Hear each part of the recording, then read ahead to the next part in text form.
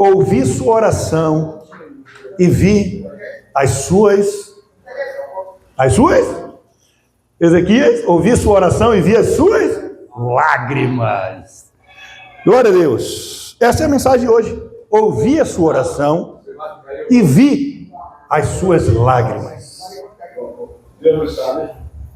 Sabe, meus queridos, cada dia mais eu tenho percebido um povo duro. Cada dia mais eu percebo esse povo duro. Um povo que não quer mais ouvir a palavra de Deus. Um povo que não quer mais amar de acordo com a palavra de Deus. Muita aparência e pouca ação. Muito falar e pouco amor e pouco acolher. Que bom que você sentou aí, Abraão, para ir explicando. Sabe, gente, a gente aprendeu a querer ouvir apenas o que a gente quer ouvir. Seu Léo, muita gente entra e está entrando só porque quer ouvir o que quer ouvir. Prefiro essa igreja aqui porque tem mais gente. Ah, prefiro aquela igreja porque o louvor é muito bonito. Ah, o povo se veste de melhor. Ah, essa igreja eu não quero ir não, porque o pastor é muito duro. Ou seja, é tudo sobre nós e pouco sobre Jesus. É tudo sobre nós, é nós, e é por isso que a gente não acolhe, é por isso que a gente não ama. A gente foi chamado para uma obra maior, para uma obra libertadora, que se chama Jesus Cristo de amor, que quebra as correntes da religião maldita. Meu Deus, gente, ao invés de descansarmos e desfrutarmos o reino de Deus, a gente está sempre buscando, Abraão, melhorias para nós. É o evangelho do eu quero reinar. Vê se não é. Vê se não é isso. A gente prefere mais as bênçãos materiais do que a bênção maior da salvação, da santificação que vem depois. Muitos aqui dentro prosperarão muito, gente. Muitos que estão ouvindo aí prosperarão muito. E não entenda prosperidade como bens materiais apenas, não. Porque não é só isso. Mas muitos, sinto dizer, jamais prosperarão. Porque corre atrás de palavras vazias, de conforto. É o que a gente vê. Quando pregam palavras de conforto vazias, que não representam nada, mas quer afagar o ego, para que a pessoa volte na igreja, para que aumente o número, para que dê dízimo, para que dê dinheiro. São ladrões da fé. É simplesmente isso. O evangelho não é sobre o que o reino de Deus pode fazer por você. É sobre o que você pode fazer pelo reino de Deus. Vocês entenderam isso? O evangelho não é sobre eu vou buscar a minha bênção.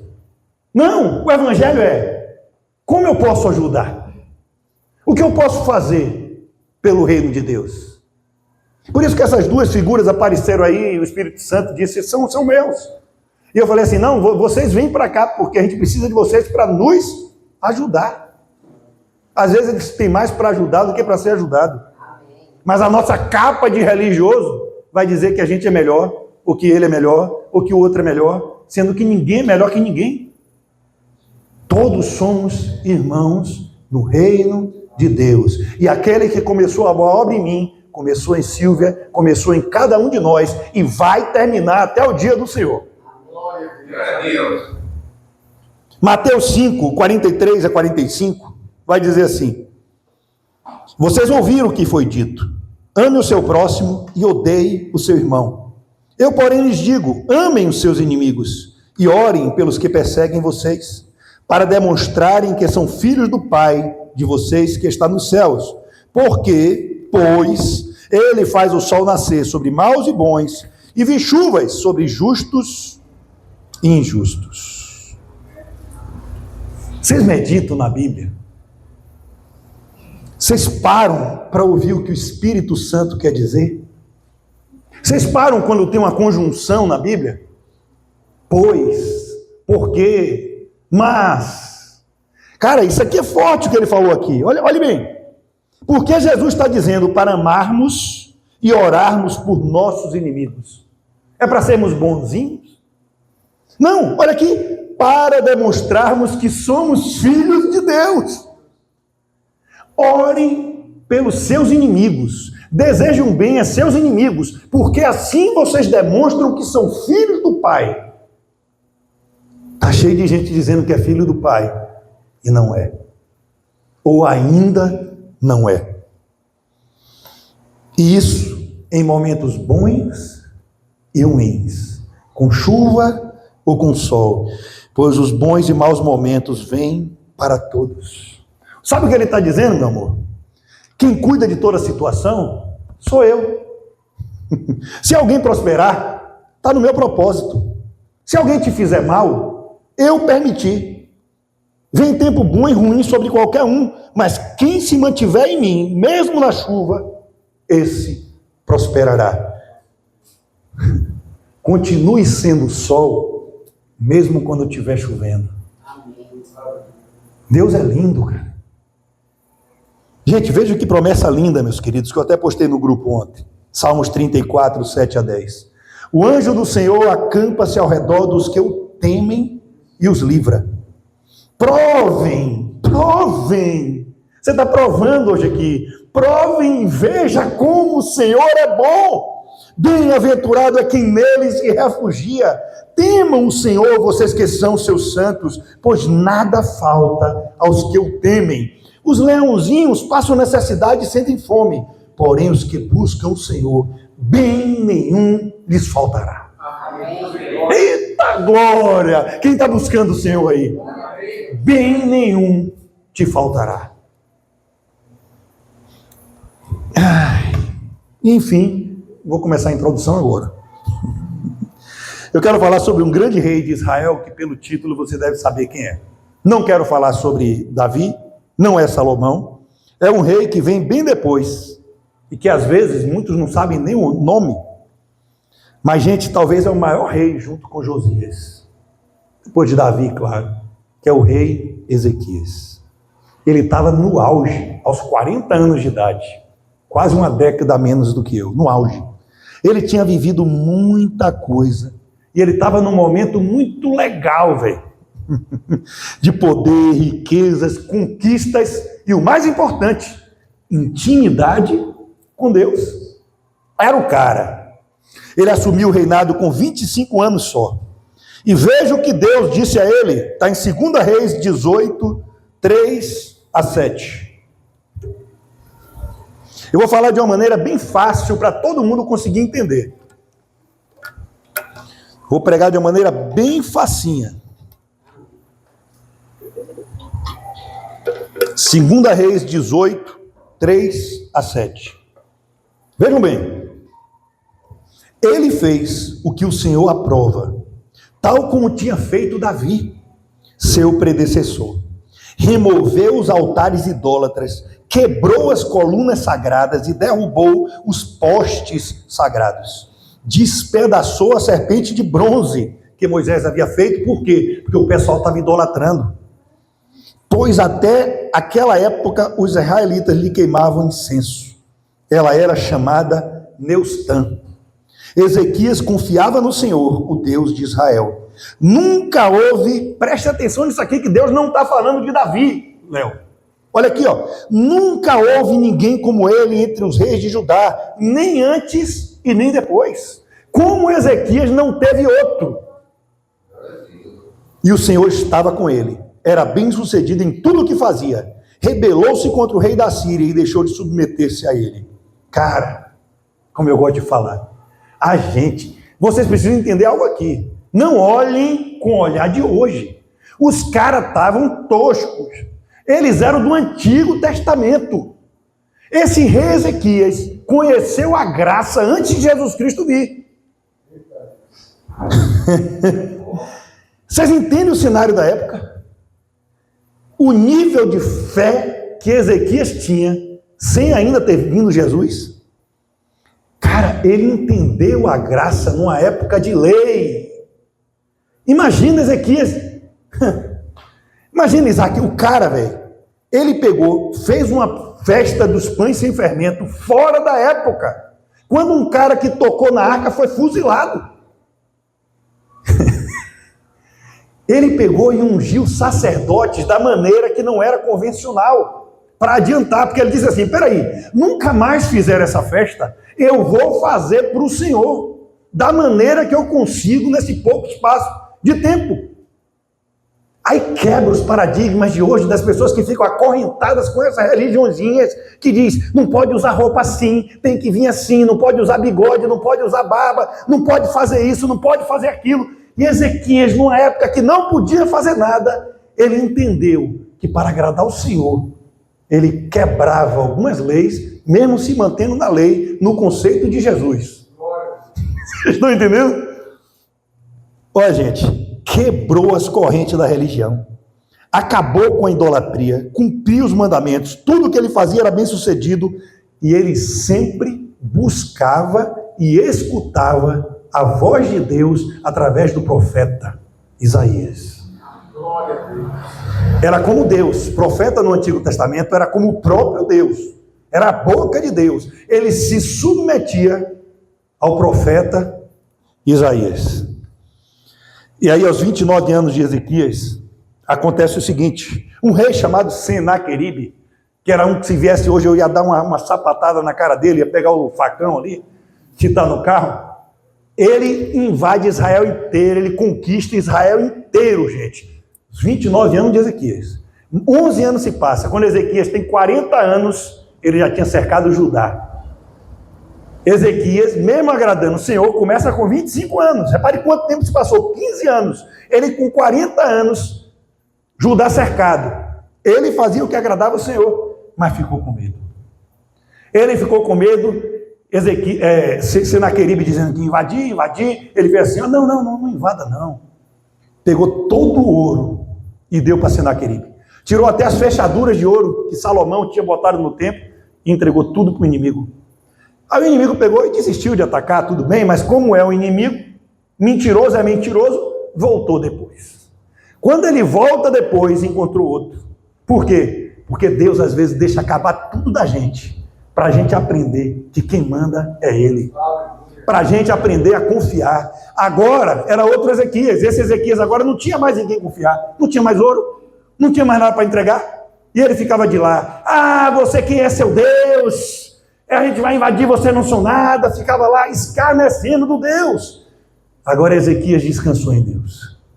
Eu falo, coloque sua esposa, coloque seu marido, coloque seus parentes, coloque suas finanças, coloque tudo em sua vida ao governo do Senhor, porque quando atacarem cada peça de você, estão atacando diretamente a quem?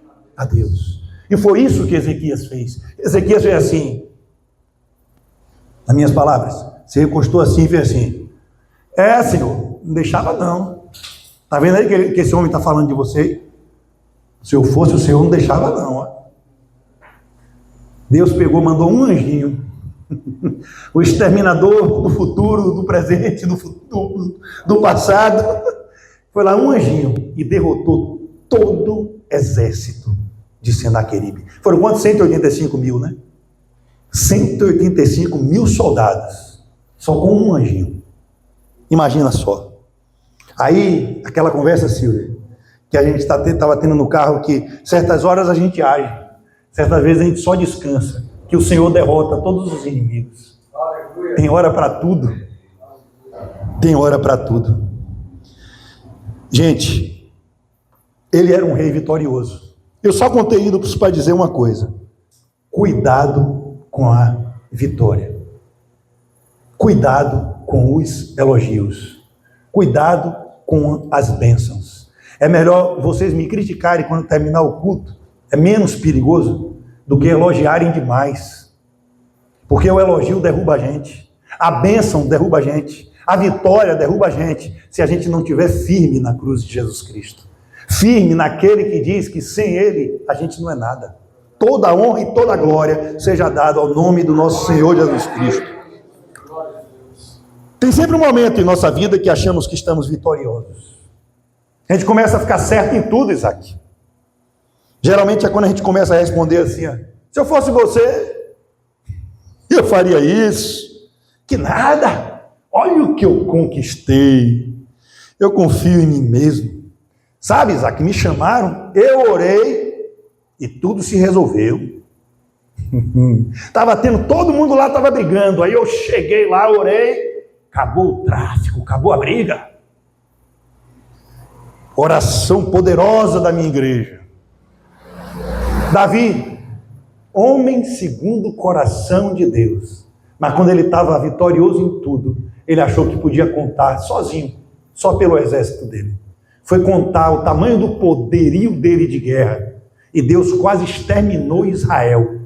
Porque esse homem, segundo o coração dele, se envaideceu, achando que a conquista seria por causa dele e não mais de Deus. Quando vocês orarem agora pedindo uma bênção a Deus, fale assim: Senhor, se a bênção me colocar, se a bênção se colocar na frente do Senhor, não me dê não. Se eu for colocar essa bênção, se essa bênção for me derrubar, não me dê não. Se esse carro for me derrubar, não me dê não. Se isso aqui for me derrubar, não me dê não. Se esse emprego for me separar do teu reino, não me dê não. Porque eu prefiro o Senhor com a pobreza material do que não ter o Senhor com todas as riquezas desse mundo. Glória a Deus. Geralmente é na hora que achamos que está tudo sob controle que Deus diz: deixa só eu mudar a sua situação para ver o que acontece. Deixa só eu puxar seu tapete um pouquinho aqui. Deixa eu só chacoalhar a sua vida um pouquinho aqui. Vida com Deus não é sobre contar vitória, sabia? Vida com Deus contempla também desertos. Na verdade, principalmente os desertos é que faz a gente se achegar mais a Deus. Por quê? Porque Ele faz o sol nascer para os bons e para os maus. E vir chuva sobre justos e injustos. E é nessa hora de dificuldade extrema que mostramos que somos filhos de Deus. É nessa hora da dificuldade que a gente grita: Abba, Pai, o Senhor está no controle de tudo. Não importa se faça chuva ou sol. Aprendi a ser feliz em toda e qualquer circunstância. Eu posso tudo naquele que me fortalece. Não é sobre falar, pregar aqui, ser um homem de Deus, não. É tudo sobre frutos. Se você dá frutos, você é homem de Deus. Se você não dá frutos, você é só uma árvore de galhos e folhas bonitas. E agora eu vou para a palavra principal. Isaías 38, 1 a 8. Vamos lá, até 2 da manhã termina. Brincadeira. Isaías 38, 1 a 8. Porque Isaías e 2 Reis conta a mesma história, né? Isaías 38, bem conhecido aqui, eu vou ler rápido. Diz assim: naqueles dias, e eu vou explicando no meio como o seu Léo gosta. Naqueles dias, Ezequias ficou doente, à beira da morte. O profeta Isaías, filho de Amós, foi visitá-lo e lhe disse: assim diz o Senhor. Cara, viesse um cara desse aí, assim diz o Senhor, eu já tremia nas bases. Aí ele vai dizer: põe a casa em ordem, porque você vai morrer, você não se recuperará. Sabe, você vai ao culto para ouvir algo que quer ouvir. Vou lá. Você veio buscar sua bênção. Aí Deus manda o pastor dizer que você está no caminho todo errado. Não é assim? Quantos têm aguentado uma palavra dura de Deus nas igrejas? Não estou falando essas palavras de religião, não. Mas quantos? Olha aí as cadeiras. Por que não estão todas lotadas? Porque as pessoas querem ouvir, meu querido. Venha buscar seu carro. Venha buscar sua bênção. Bota aqui o dízimo que você pode pedir o que quiser para Deus. Não. Aqui não tem ninguém que se corrompe com esse tipo de evangelho, não. A palavra é dura, mas a palavra é bela. A palavra é dura, mas é uma palavra linda de salvação.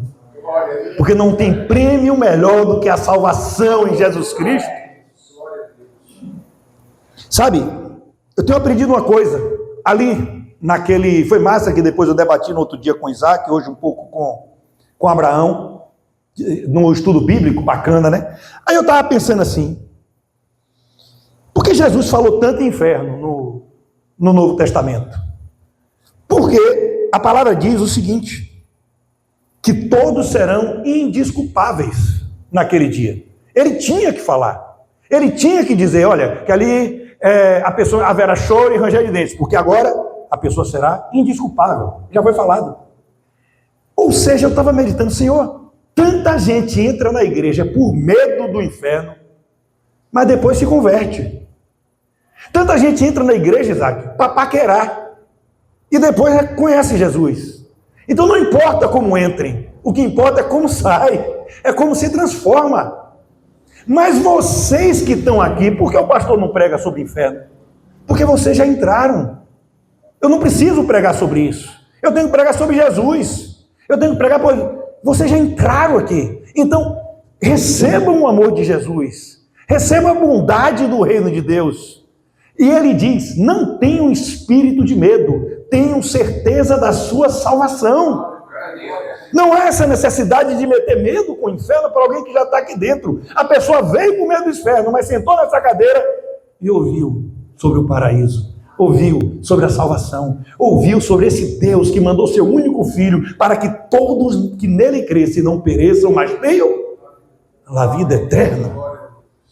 Isso é lindo, gente. Isso é muito bonito. Sabe, Ezequias virou o rosto, versículo 2, para a parede e orou ao Senhor. Lembra-te, Senhor, de como tenho te servido com fidelidade e com devoção sincera, e tenho feito que tu aprovas. E Ezequias chorou amargamente. Ei, não tem problema nenhum. Nenhum. Você lembrar ao Senhor as coisas que tem feito, não. Ele sabe o seu coração. Ele sabe que você está desesperado. Ele sabe que você não quer morrer. Jesus Cristo disse, entra no teu quarto, ora ao Senhor. Isaías saiu, estava quase na porta. Ezequias orou para o Senhor. Preste muita atenção nisso aqui que eu vou dizer. Ezequias não tinha feito nada que desagradasse ao Senhor. Ele não tinha feito nada que o Senhor não aprova e estava passando por esse perrengue. Para acabar com aquele mito de que se você está passando prova, é que está desobedecendo a Deus. Isso é a religião que prega. No mundo tereis, mas tenham bom ânimo, eu venci o mundo. E o versículo 4 vai dizer, então a palavra do Senhor veio a Isaías, vai dizer Ezequias, assim diz o Senhor, o Deus de seu antepassado Davi, ouvi sua oração e vi suas lágrimas, acrescentarei 15 anos à sua vida, eu livrarei você e esta cidade das mãos do rei da Síria, eu defenderei essa cidade, este é o sinal de que o Senhor fará o que prometeu, farei a sombra do sol retroceder 10 graus que já cobriu na escadaria de Acais, e a luz do sol retrocedeu os 10 graus que tinha avançado. Até hoje, os cientistas não entendem isso que aconteceu. Ai, Deus! O camarada resolveu todos os problemas externos. Derrotou tudo. Derrubou tudo que não presta. Derrotou o principal inimigo que representa o próprio diabo, que era Senaqueribe. Quebrou altares, trouxe o povo de volta ao Senhor. Repare que alegria dele. Ele dizendo assim, não é justo, cadê as festas ao Senhor? Esse povo abandonou, não, vamos fazer tudo de volta. Agradou o coração de Deus de tal maneira que Deus nem ligou se estava fazendo a Páscoa de maneira diferente, que ungiu o sacerdote de maneira diferente, porque ele sonda o nosso coração. Quem via a vida de Ezequias não estava vendo nada errado, Abraão. Ele era o famoso homem de Deus. Ezequias era, você olha lá, homem de Deus, mas agora ele tinha o maior inimigo que ele poderia enfrentar em toda a face da terra. Quem arrisca saber quem? Ele mesmo. O interior. Ele derrotou todos os inimigos externos, mas tinha um inimigo maior do que todos os inimigos externos. Era o inimigo dentro dele próprio. O inimigo agora é interno e Deus quer tratar. Às vezes a gente está derrotando tantos inimigos externos e Deus está dizendo, tem um aí interno, que enquanto não tratar, eu não te levo para o próximo nível. Presta atenção aqui, gente. Se a gente ora a oração do Pai Nosso com sinceridade, se você já recebeu Jesus como Senhor da sua vida, Ele vai te tratar internamente, nem que você grite de dor. Seja feita a tua vontade, assim na terra como nos céus. Senhor, tira isso de mim. Não, você não mandou fazer minha vontade? Eu vou te tratar. Foi o que aconteceu com Jonas. Só quero você. Por quê? Porque eu quero te tratar. Você vai entrar no lugar onde você mais sentiu dor. Você vai lidar com um povo que te traiu, que fez coisas terríveis. E você vai ter que perdoar. Gente. Ouça outra verdade. O pastor Isaías pode ter pena, porque teve pena. O pastor Maurício aqui, pode ter pena. Mas Deus não tem pena, não. Ele disse que quer ser como uma galinha para abraçar seus pintinhos, mas essa galinha que ele não tem pena, não. É espiritual. Ele vai tratar, gente. Doa ou não. Ele estava vivendo um momento que queria sossego, cara. Imagina, vitorioso. Salomão deu sossego. Não tinha nenhuma guerra. Agora, gente, ele pensava assim, agora é tempo de usufruir tudo que eu ganhei na vida. Fiz tudo certo para o Senhor. Eu oro, eu jejuo, eu subo no monte, derrubei até os postes ídolos. Voltei até com as festas de adoração para o Senhor. Botei um louvor bonito, um cara tocando aqui no carrom, um gasofilaço bonito, Todo vitorioso demais. É tempo de viajar, é tempo de ir para Disney, pensou Ezequias, né? Curtir férias, de ganhar dinheiro, viver como eu gosto. Se uma pessoa dessa, muita gente aqui da igreja, se receber uma bênção de ganhar na loteria, mesmo sem jogar, a gente não faz essas coisas. Se ganhar uma bênção dessa, vai perder a salvação, vai para o inferno ou alguma coisa. Sabe, vai pegar o dinheiro, vai comprar um barco, vai ficar viajando o mundo inteiro, sem nem pensar em Deus.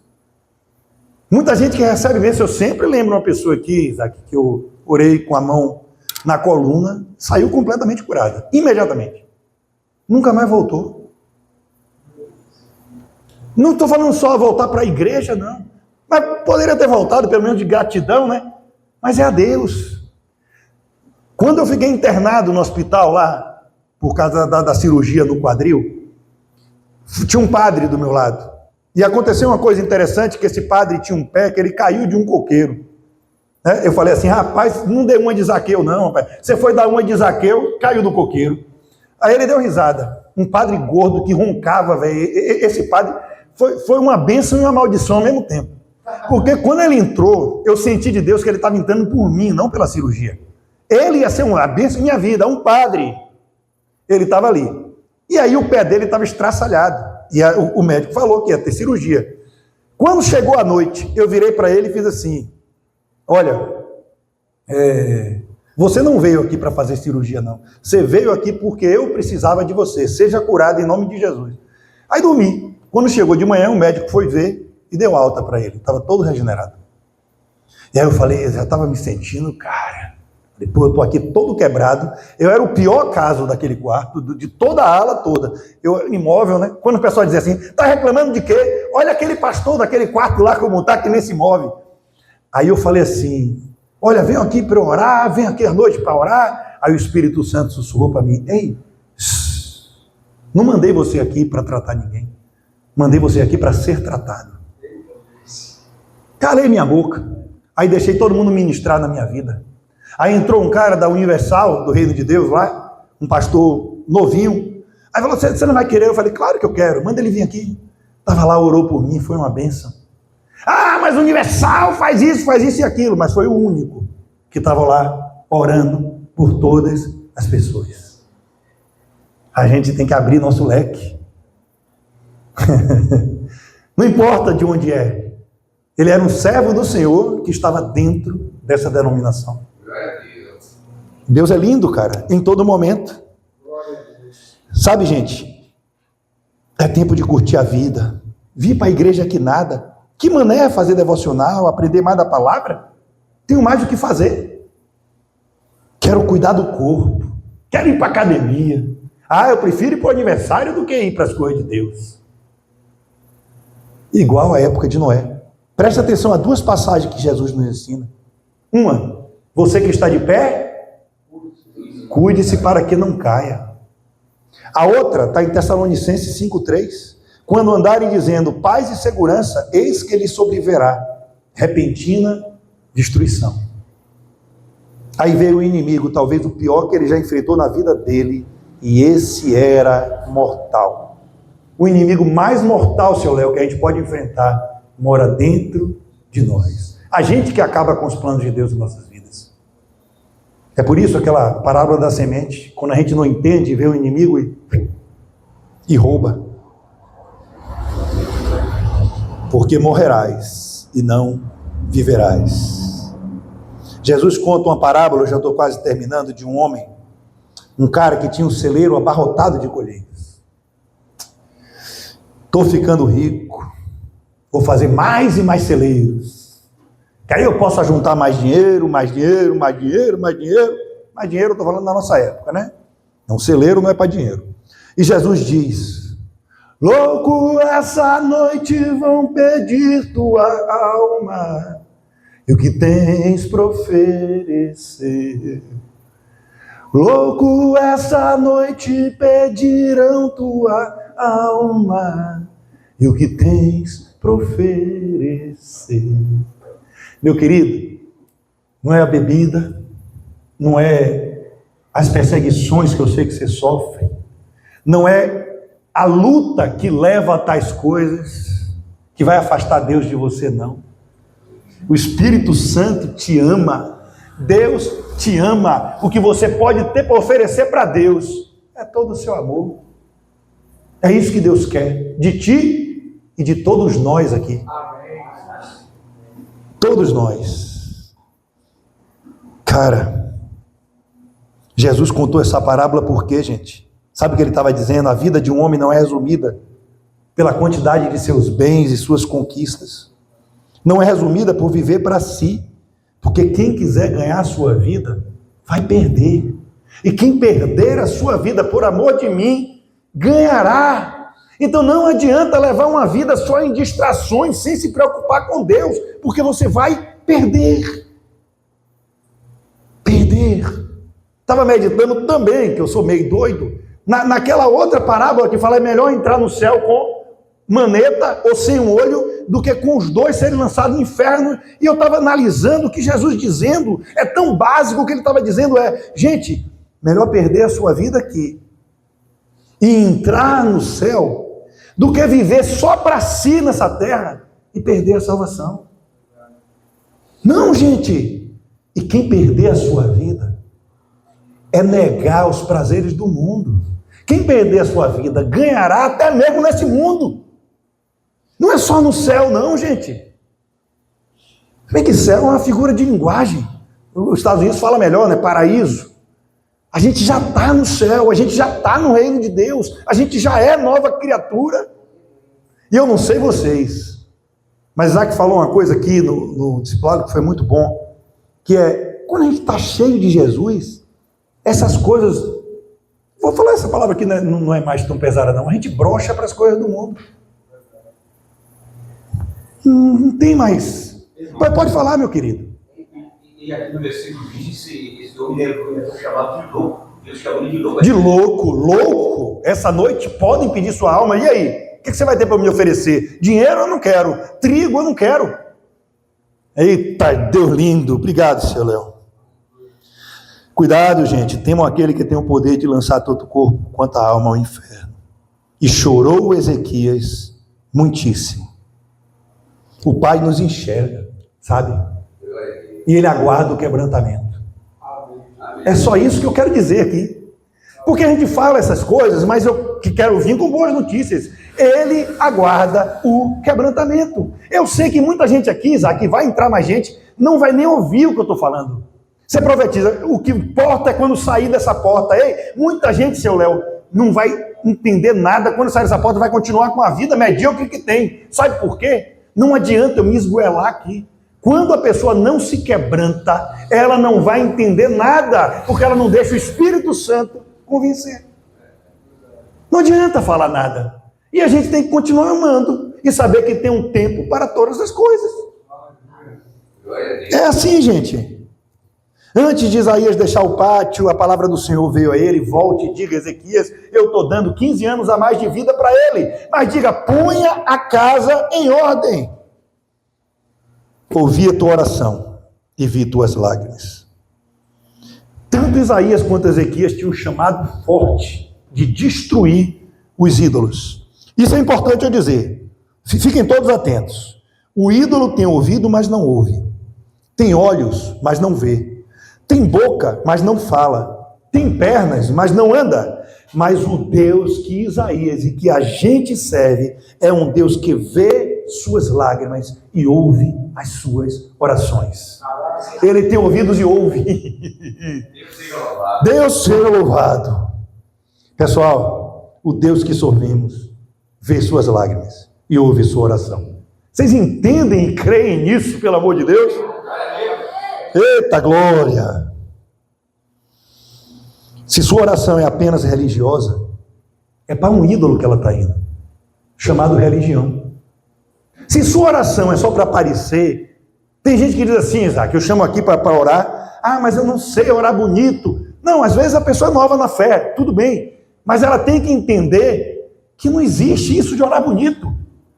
Muitas vezes a pessoa vem aqui com oratória linda, e é uma oração tão religiosa que ela está orando por ídolo chamado religião. Deus não recebeu. Aí outro chega aqui, paizinho, me desculpe, eu sou um miserável, abençoa essa igreja aí.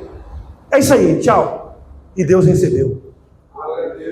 E Deus recebeu. Porque espírito e verdade. Para que mudar a voz numa oração? Para que inventar?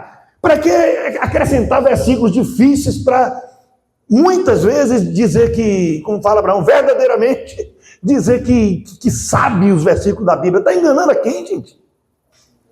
Assim mesmo, porque a Deus não engana não. Não engana. Aí Deus fala no Salmo 40.1, que todo mundo sabe.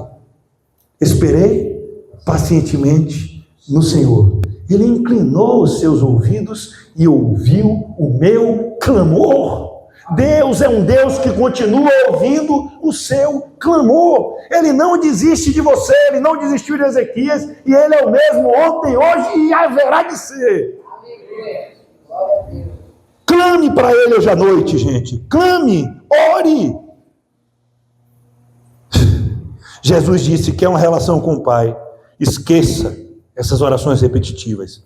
Vá ao seu quarto e tenha intimidade. Salmo 126, aquele que semeia com lágrimas, com canto de alegria, colherão. Meus irmãos, lágrimas são sementes. E tem gente aqui que já está com a plantação de semente, né? De tanto que chora. Sabe por que lágrimas é legal, Abraão e igreja? E pessoal da internet? Eu vou dizer por que lágrimas é legal, Silvia. Não tem como você fingir lágrimas orando num quarto só você e Deus. Aqui a gente pode fingir, né? Como um ator, se o cara for bom. Mas num quarto sozinho com Deus, não tem como fingir lágrimas. Você vai se estragar. Ana queria ter um filho, era reprimida por Penina, sua rival, né? Ela orou e chorou tão forte que parecia estar bêbada. E Deus ouviu e viu. Está vivendo uma aflição, igreja? Hora de pôr o joelho no chão, abrir seu coração, clamar com o coração quebrantado, porque Deus quer ouvir e Deus vê, e Ele vai agir. Esperei pacientemente no Senhor. Há uma resposta, gente. Deus não é indiferente. Sabe, eu trouxe um negocinho aqui para vocês. Não estou metendo medo de ninguém, não. É uma reflexão. É que nem a Rose aqui. Só não vou trazer bolinho. Reflitam com a gente. Reflita agora. Se você fosse morrer amanhã, como seriam suas decisões até amanhã? Não, se você soubesse que ia morrer em 15 anos, 15 anos você vai morrer, que foi o bíblico aqui de Ezequias. Como você faria a sua programação? Como a partir de hoje você construiria o fechamento do seu legado? Que histórias precisam ser fechadas? Problemas com mãe, com irmão, com parentes, com alguém. O que precisa ser fechado em sua vida? Como você conduziria quem depende de você para ser independente? Agora imagina o contrário. Se há 15 anos atrás, Deus chegasse e dissesse assim, em 15 anos você vai morrer, e você está nesse ano agora, pode morrer agora. E aí, as coisas que você fez de 15 anos para cá, você repensaria? Muita coisa a se arrepender? Eu estou fazendo essa ilustração para a gente ver se a gente está dedicando o nosso tempo realmente ao que importa, se a gente está colocando a casa em ordem. Vocês estão entendendo? De 15 anos para cá, você tem colocado a casa em ordem? Não pegue literalmente, não. Às vezes a gente não tem controle sobre um filho, sobre uma esposa, sobre um esposo. Às vezes não tem mesmo, e Deus manda rachar.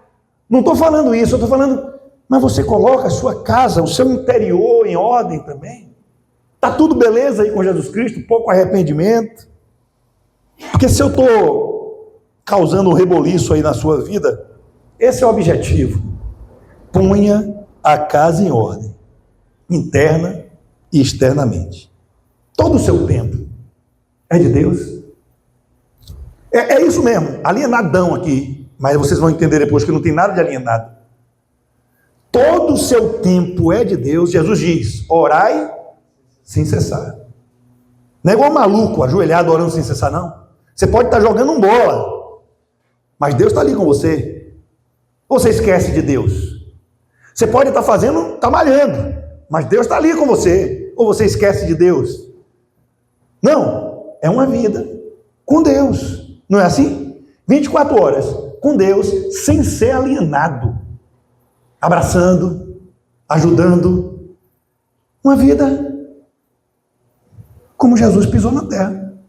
Jesus fazia coisas, Jesus devia brincar de cabo de guerra, Jesus devia brincar de bola de gude, Jesus devia brincar com aquelas pessoas lá, mas estava sempre conectado com o Pai.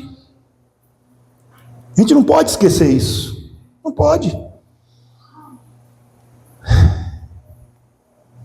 Eu já estou acabando. E aí, gente, Ezequias, como é que ele viveu os 15 anos dele? Sabe? Porque nosso inimigo enxerga muito longe. A gente pode enxergar Ezequias como um rei perfeito, mas um dos maiores profetas de todos os tempos, que foi Samuel, também achou que o filho mais velho de Jessé seria o perfeito. E Deus continua vendo. Você acha que Davi teria espaço para pregar aqui? Você acha que a igreja de Davi ia lotar? A de Samuel ia lotar. A de Davi não, está aqui um louco como Davi, tá aqui. Não, gente, só não sou assassino. Ezequias fez como a maioria de nós. Recebeu a bênção e se afastou. Recebeu a palavra aqui no altar e quando saiu, foi viver sua vida. É igualzinho. Recebe a palavra, mas ela não entra. Ela não faz morada. Chegou o pessoal da Babilônia, ele pôs em prática a palavra, gente. Mostrou todas as riquezas. Ele não colocou a casa em ordem. Ei, a sua casa está em ordem. A sua família é seu bem mais precioso, sabia?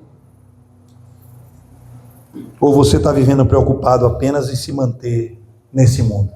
Trabalho, trabalho, trabalho, trabalho. Dinheiro, sustento, dormir, acordar, sustento. Não. Estava conversando hoje ali, naquela coisa de salva-vida, e a gente estava falando de alguém, e até Isaac falou, ele não está vivendo o reino de Deus. Ele não entendeu o reino de Deus. O reino de Deus não é isso, não. Jesus veio para que vivêssemos em abundância de vida. Olha aqui o que eu consegui, como sou abençoado. Olha que emprego massa, Abraão. Olha minha piscina. Vejam minha vida devocional. Já viu como eu prego, como eu canto? Que oratória que eu tenho, né, velho? Cara, não perco a academia por nada. Mas se na minha vida sobrar algum tempo, eu dedico ao Senhor. Se eu não tiver mais nada para fazer, eu dedico ao Senhor. É a maioria, acredita em mim. Mas não adianta falar isso aqui. É só o Espírito que convence. Mas pelo menos, aqueles que estão sendo salvos, vigiam. Coisas que parecem singelas, sem pecado algum. Porque muitas delas não têm pecado nenhum. Não tem pecado malhar, não tem pecado assistir filme, não tem pecado assistir novela, não tem pecado nada disso não, gente. Não é pecado não, gente. Só ter discernimento. Vão dar início ao pior período e o pior Deus que o povo de Deus já enfrentou. Babilônia. A gente pensa que está tudo bem. Babilônia é isso. E as distrações ocupam todo o nosso tempo. Cuidado para não mostrar os seus tesouros. O jovem rico mostrou onde estava o tesouro dele, né? E onde tiver o seu tesouro, ali estará o seu coração. Ezequias estava confiando nas suas riquezas de novo, mas agora pior, porque ele estava confiando nas suas riquezas com uma capa de santidade. A pior coisa é a gente fazer o que é errado com uma capa de santidade. É o que o Guaibim está lotado. É o que Valença, a maioria aí está lotado. Pessoas com a capa de santidade e no fundo são sepulcros caiados. É verdade. É verdade. Sabe, ele combateu a idolatria, estava criando um Deus pior para seu ego. Cuidado, gente, com um Deus chamado nossa vontade. Sabe, ele está criando um Jesus que gosta de muita coisa que ele não gosta. Coisas que me preocupam, Silvio, é quando começa a falar, meu Jesus é assim. É assim, é assim. Meu Jesus gosta de dinheiro. Ah, eu vejo Jesus assim. Meu Jesus não liga que eu deixe os irmãos façam isso. Ele entende. Não, gente, o Jesus que a gente conhece é o Jesus bíblico, não é outro. Jesus é Jesus, o Senhor dos senhores. É rei, ele é santo, santo, santo, santo. E por isso a gente tem ele. E Deus olha para ele, e por isso a gente pode chegar a Deus. Ah, gente. E aí, gente, vai nascer o pior rei de todos os tempos. Manassés. Sacrificava crianças, voltou aos ídolos, porque ele não colocou a casa em ordem. Vamos ficar de pé rapidinho, para a gente terminar? Vai terminar agora. Por isso eu gosto da história de Josué. Sabe? Josué conquistou tudo. E depois chegou para cada tribo, seu Léo, e disse assim, ó. Você é de qual tribo? Toma aí seu território. E você é de qual tribo? Toma aí seu território. E você é de qual tribo? Toma aí seu território. Agora tem o seguinte, gente. Nós somos uma equipe. Eu estou mostrando o caminho certo. E é isso que eu estou fazendo aqui também agora, que nem Josué, né? Mostrando o caminho certo. Mas a salvação é individual. Vocês estão interessados em carros, em trabalho, em videogame, em praia, em tudo. Porém, eu e minha casa serviremos ao Senhor. Podemos dizer juntos? Eu, minha casa, serviremos ao Senhor. E com um brado de vitória, vamos aplaudir o nome do Senhor Jesus.